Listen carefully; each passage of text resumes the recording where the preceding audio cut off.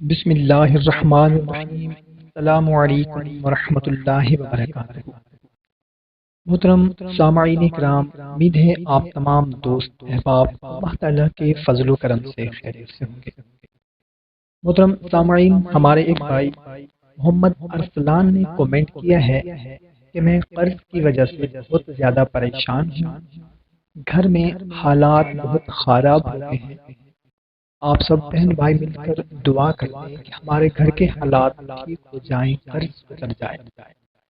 تو محترم بھائی اور بہنوں، سب سے پہلے تو ہم اپنے بھائی ارسلان کے لیے دعا کرتے ہیں کہ یا اللہ، ان کی جو بھی پریشانی ہے، ان کا قرض ہے یا گھر میں اور کوئی مسئلہ مسائل ہے، قرض کی وجہ سے وہ بہت زیادہ پریشان ہیں، گھر میں مسائل چل رہے ہیں، تو یا اللہ ان کی پریشانی دور فرما دے، آمین۔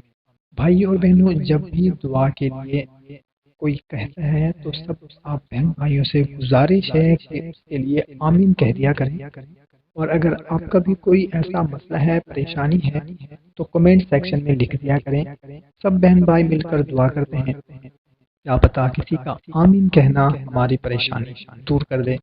اگر اپنا نام نہیں لکھنا چاہتے تو اپنا مسئلہ لکھ دیں، اور اگر اپنا مسئلہ بھی نہیں لکھنا چاہتے تو کوئی سا بھی کمنٹ کر دیں، انشاءاللہ ماشاءاللہ جزاک اللہ، جو بھی کمنٹ پڑھتا ہے وہ ہمارے لیے دعا کر دے گا، آمین کر دے گا۔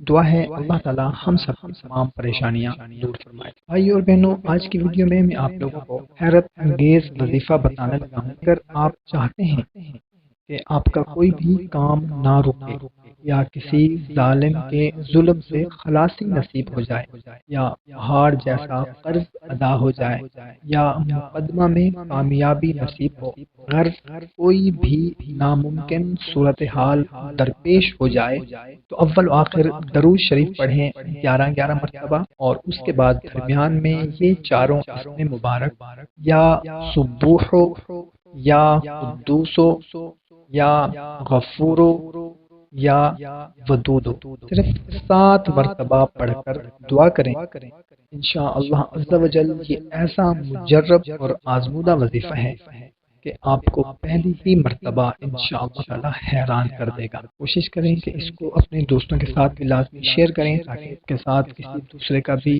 بھلا ہو جائے، کیونکہ اچھی بات کو دوسروں تک پہنچانا صدقہ جاریہ ہے۔ تو ہمیں دیں اجازت، ملتے ہیں ایک نئی ویڈیو میں، اپنا خیال رکھیے گا، اللہ حافظ۔